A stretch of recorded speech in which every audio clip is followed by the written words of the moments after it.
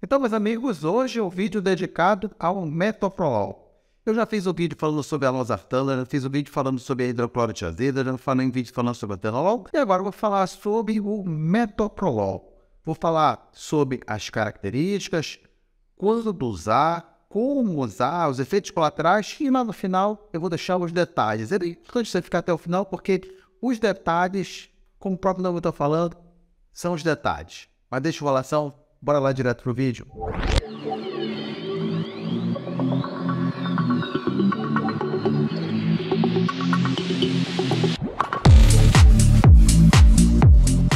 Bem, o metoprolol faz parte da turma dos beta-bloqueadores. É pouco difícil você entender, então vamos lá que eu vou tentar explicar isso aqui para vocês.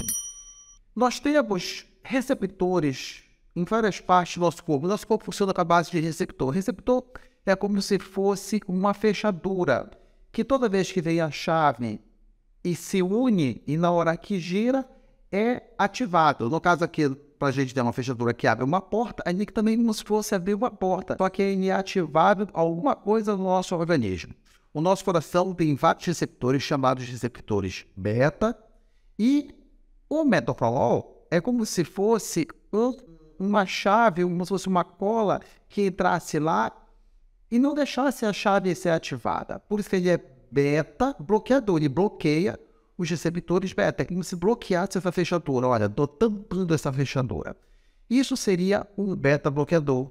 Tá, mas o que esse receptor faz em si? Bem, esse receptor, vou falar de uma forma mais fácil de você entender, é como se fosse o receptor da adrenalina. A adrenalina é como se fosse a chave, a fechadura, ele é ali o receptor, então na hora que a adrenalina ela ativa, acontece alguma coisa. O que acontece na gente? No caso do seu coração dispara, o seu coração começa a ficar acelerado. E se for nas artérias? As artérias elas vão comprimir, elas vão fechar, vão diminuir o calibre delas. Ora, se o metoprolol ele é um beta-bloqueador, ele não deixa o coração acelerar e ele não deixa a artéria contrair. Consequentemente, vai acontecer o quê? Aí você já está sabendo. Vai ter uma diminuição da pressão. Então, ele é utilizado como medicamento antihipertensivo. Mas esse é um mecanismo que vários medicamentos dessa mesma classe, dos beta-bloqueadores, também fazem. Então, vamos lá. Quais são esses medicamentos? Nós temos ali propanolol, atenolol, o metoprolol, eu já falei, o nebivolol, o bisoprolol. Eu acho que eu estou lembrando, acho que eu esqueci nenhum, não. É mais ou menos isso aí. Mas tudo esse perinilol aí da vida, tá bom? E quando é que nós vamos usar o metoprolol? Bem, o primeiro caso eu já falei para vocês, a gente utiliza aí para tratar a hipertensão. Você já entendeu? Ele diminui a frequência cardíaca e dilata os vasos sanguíneos. Mas outra situação que ele atua muito bem é em caso de angina. Angina significa, rapidamente aqui para vocês entenderem, dor no peito de origem cardíaca. Então a pessoa está com uma dor no peito, é uma dor cardíaca, é uma dor por diminuição da oferta de oxigênio. Então imagina você ter ali uma artéria, essa artéria está 90% entupida, não chega o oxigênio. Ora, o oxigênio é vital para as células funcionárias. O coração só consegue contrair a base de oxigênio. Se o coração está rápido, ele consome muito oxigênio. Se ele bate devagar, ele consome menos oxigênio. Ora, o que dá isquemia é justamente a falta do oxigênio. Se vai consumir menos oxigênio agora, então diminui a isquemia, diminui a dor. Outra situação que é muito utilizado o metoprolol. Tratamento de arritmia. Exatamente. Eu acho que a maioria dos cardiologistas usam muito o metoprolol quando eles estão querendo tratar arritmia. Bem, arritmia, eu não vou falar aqui sobre arritmia, não é desse vídeo. Nós temos vários tipos de arritmia, nós temos exercício, nós temos fibrilação atrial, existem vários tipos de arritmia. Mas sabem que muitos dos cardiologistas gostam de usar metoprolol. Por quê? Porque tem estudos robustos mostrando esse benefício. Claro que não é um medicamento top para arritmia, mas ele, como é um medicamento que não é caro, ele é um medicamento bom, de fácil tomada, só toma uma vez ao dia, então ele acaba sendo queridinho ali dos médicos, até mesmo pelo baixo risco que ele tem. Nós temos outros medicamentos que são até melhores do que ele, mas o risco acaba sendo maior. Tratamento também a infarto. Bem, aí você já entendeu. Se ele faz o coração bater devagar, então ele consome menos oxigênio, Ora, o infarto é normalmente porque entope uma artéria, então o metoprolol ele vai cair muito bem aí no caso do infarto. Mas não é só isso não, porque tem estudos que mostraram que pacientes que já infartaram e que usam metoprolol aumenta a sobrevida do paciente. Então não basta o remédio ter o efeito, ele tem que ter o efeito e tem que ter o benefício. Quer ver só um exemplo? O atenolol. O atenolol ele não é ímpolo do metoprolol? Pois é, só que o metoprolol ele diminui a mortalidade em insuficiência cardíaca. Já o atenolol não diminui. Olha só, os dois da mesma família fazem o mesmo efeito, mas têm ação diferente. Um reduz mortalidade e o outro não reduz mortalidade. Mas talvez você esteja assistindo esse vídeo porque o seu médico passou esse remédio porque você está com enxaqueca. Sim, ele pode ser utilizado também da enxaqueca. Ou então vai ver que seu endócrino passou esse remédio porque você tem hipertireoidismo. É uma outra finalidade do metoprolol que tem outras finalidades. Então não acho muito estranho se de repente você foi um ponto especialista que não cardiologista e acabou passando esse remédio. Sim, ele tem essas finalidades e descrito em bula. Pode procurar na bula que você vai achar. Agora falar um pouco sobre dose. Metoprolol, inicialmente, o cardiologista, ele vai começar, claro, salvo algumas exceções, eu vou até falar um pouquinho mais, mas normalmente ele vai começar com uma dose pequena, 25 mg por dia, e ele vai aumentando de forma progressiva. Por quê? Porque tem casos que quanto maior a dose, maior a proteção cardiovascular. Só tem um detalhe, quanto maior a dose, também maior o efeito colateral. Então, o médico ele vai tateando, vamos dizer assim, para conseguir a melhor dose, a dose mais alta que o paciente consiga suportar. Mas vamos imaginar que o paciente ele chegue comigo numa consulta e ele tem uma frequência cardíaca média de 100 batimentos por minuto. Gente, 25 mg não vai adiantar para esse paciente. Aí no mínimo a gente começa logo com 50. Dependendo do caso, a gente pode até pensar em uns 100 mg logo para começar. Mas a dose máxima do metoprolol seria uns 100 mg 2 vezes ao dia. Só que tem um detalhe. O metoprolol a gente usa uma vez ao dia. Por quê? Porque ele, normalmente todas as apresentações do metoprolol que tem aí no mercado são a apresentação de liberação lenta. Só que aqui vem o detalhe. Você que deve estar assistindo esse vídeo, muito provavelmente eu posso dizer aí que eu acho que 90% que está assistindo está usando o succinato de metoprolol. Mas pode ser que você esteja ouvindo esse vídeo porque eles passaram o tartarato de metoprolol. E tem diferença entre isso. O succinato ele tem algumas vantagens que o tartarato não tem. Vamos aqui falar um pouco sobre isso aqui. Em primeiro lugar, o tartarato você vai usar 2 vezes ao dia. O succinato normalmente ele já vem com essa partícula de liberação prolongada que você vai tomar só 1 vez ao dia. O tartarato ele é mais barato. Já o succinato ele é um pouco mais caro. Mas a grande sacada dele é que, no estudo utilizado para insuficiência cardíaca, o tartarato não mostrou redução da mortalidade e o succinato mostrou. Olha só que diferença pequena, né? Tudo é metoprolol, mas tem essa diferença. Então, agora, se você está usando o tartarato de metoprolol para tratar, por exemplo, sua hipertensão, beleza. O problema do tartarato é para insuficiência cardíaca. Então, se você vai numa farmácia, igual eu estou tomando metoprolol, e o farmacêutico passa para você um tartarato e você tem coração grande, insuficiência cardíaca, aquela pessoa fica cansada, pode ir lá trocar. Você tem que usar mesmo o succinato. E agora vamos chegar ao ponto que provavelmente vocês estão esperando, que é sobre efeito colateral. Você está querendo saber... Poxa, eu já estou tomando remédio e estou passando mal. Será que é o remédio? Então vamos lá, vamos aos efeitos colaterais. Bem, vou começar falando sobre os efeitos colaterais cardíacos, mas ele também tem efeitos colaterais que não são só no sistema cardiovascular, tem outros lugares, mas é claro. Vamos começar aqui pelos efeitos cardiovasculares que são os mais comuns, e é claro, o que o cardiologista mais domina. Em primeiro lugar, bradicardia. Ora, bradicardia, o que é? Bradicardia significa coração batendo devagar. Então, o nosso coração bate, a frequência cardíaca normal é de 50 a 100. Já falei isso aí num vídeo. Quem quiser saber um pouco mais sobre isso, quiser saber vários detalhes, porque realmente tem uns detalhezinhos ali, paciente atleta, paciente idoso, paciente jovem, mas quem quiser eu vou deixar aí, tá aí na tela para você assistir, você ver qual é o vídeo, vou deixar aqui no card para você clicar e poder já ir direto para lá, se você quiser. Mas a frequência cardíaca normal é entre 50 e 100. Então, se o seu coração está batendo 49, tá bradicárdia. Daí para baixo é bradicardia. Isso aí pode complicar, por quê? Porque se o coração bater muito devagar, não vai conseguir sair sangue daqui do seu coração para sua cabeça. E aí vai dar o quê? Tontura, sensação de desmaio, e às vezes realmente pode desmaiar. Ele pode provocar uns bloqueios no coração. O nosso coração funciona à base de energia elétrica, gente. E nós temos um foco gerador, que é chamado de nó sinusal, ele fica na parte de cima do coração, e quando ele libera um pulso elétrico, esse pulso elétrico ele caminha por cabos dentro do coração, vamos dizer assim. É como se fosse uma usina hidrelétrica, gerando energia, levando energia pelos cabos de energia elétrica.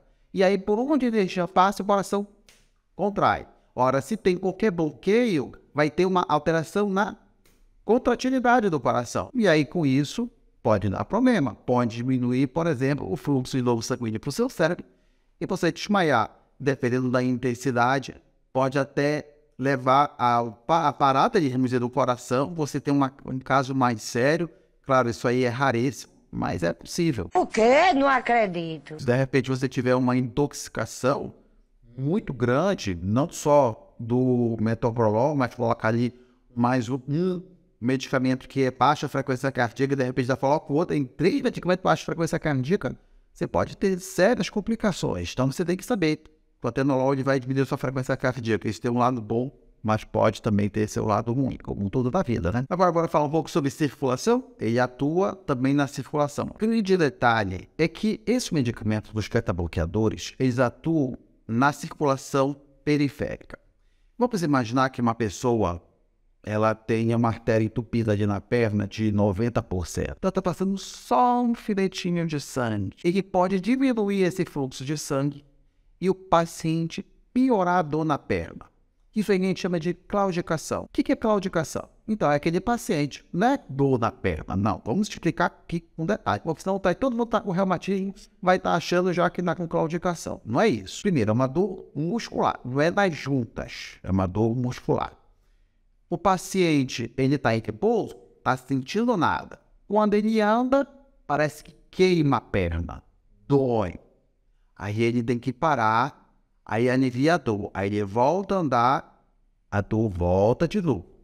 Isso aí é claudicação. Então, se você tem já problema de circulação na sua perna, saiba que o metoprolol ele pode piorar os sintomas. E claro, como é um medicamento que abaixa a pressão, também pode baixar muito sua pressão, como eu já falei aqui várias vezes. É mesmo, é? É mesmo? Ele também pode atuar no sistema nervoso central e, com isso, levar a vários problemas. Entre eles, depressão, insônia, mas também pode provocar sonolência. Pessoas reclamam muito de pesadelo. E um dos sintomas que eu mais pego, cansaço. O paciente fica cansado durante o dia. Esse é um dos efeitos colaterais que eu mais pego. Além disso, também pode provocar alterações do humor, né? A pessoa hora tá feliz, hora fica triste. É óbvio que eu não posso deixar de falar, porque senão sempre vai vir um aqui reclamar.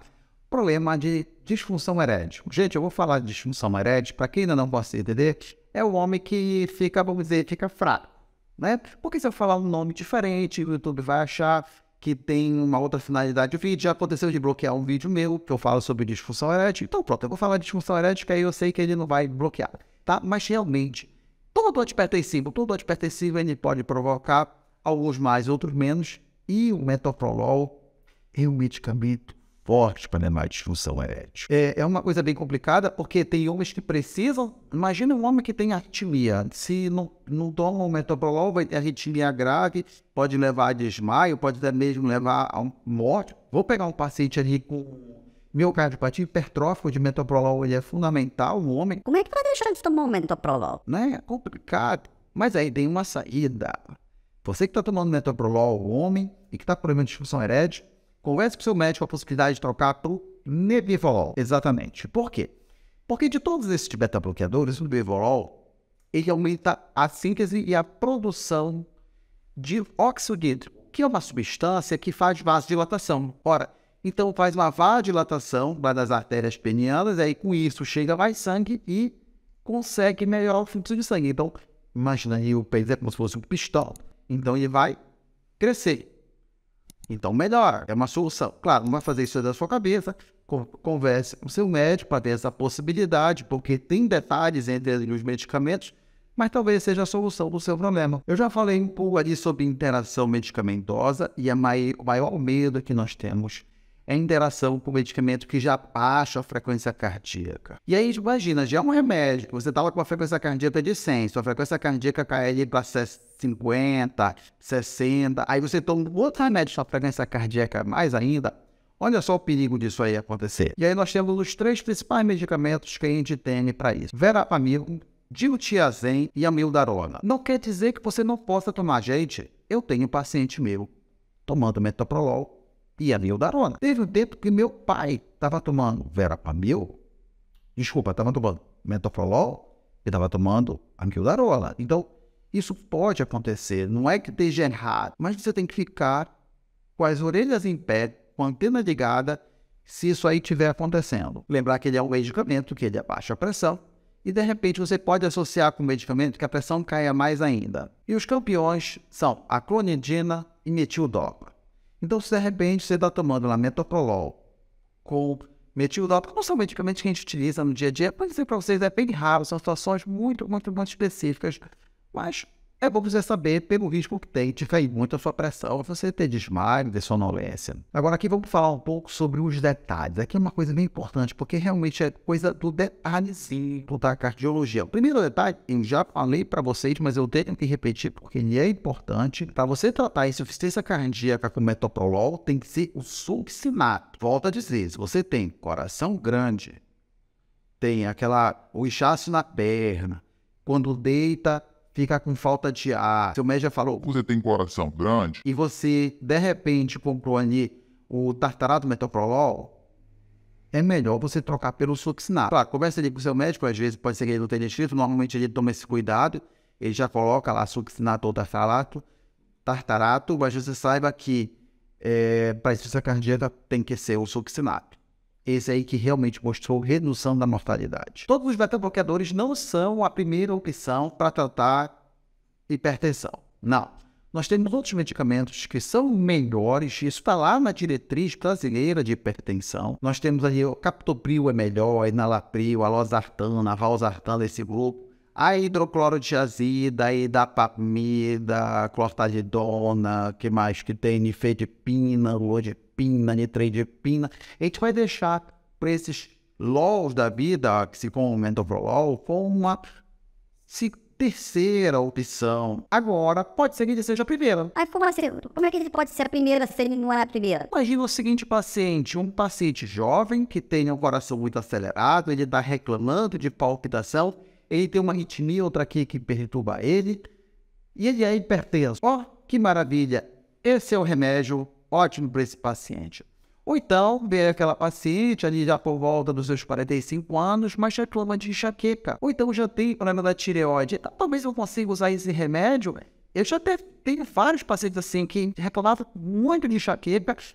Tratei a hipertensão durante a consulta, ela me falou que tinha enxaqueca, olha, a gente vai resolver seu problema com um único remédio. A gente resolve o problema com um único remédio. Então aí é uma indicação que a gente pode utilizar o metoprolol como a primeira opção. Ah, agora eu entendi! Deve-se evitar o uso também em pacientes gestantes que estejam amamentando. Esse aí já não é aquela proibição fortíssima, mas eu tenho coisas bem melhores para tratar hipertensão numa gestação do que o metoprolol. Claro, o seu médico vai fazer uma análise bem criteriosa, mas saiba que não é a primeira opção. Tem que tomar cuidado. É verdade. E aqui vai a principal recomendação. Acho que essa é uma das principais. Porque se você conseguiu assistir esse vídeo até aqui, e você pode estar pensando assim, E eu vou ter que parar de tomar esse remédio. Amanhã eu já não vou tomar mais. cuidado. Por quê? Porque existe uma coisa que a gente chama de efeito rebote. Vou tentar explicar para você entender melhor. Não adianta só eu falar aqui, eu gosto de explicar. Lembra que eu falei que os beta-bloqueadores, eles tampam os receptores? Então imagina que seu coração está com os receptores todos tampados. Todos não, tem não tampado. Vamos lá. Muitos receptores tampados. E aí você para de tomar. O nosso organismo está lá liberando adrenalina. A adrenalina está toda ali em volta do coração, doida para entrar no coração. Só que aí você parou de tomar o metoprolol e liberou todas as fechaduras de uma vez só e tinha um monte de chave doida para entrar. O que acontece? Entra tudo no seu coração e seu coração vai ter um aceleramento muito grande. Sua pressão vai subir e você vai passar mal.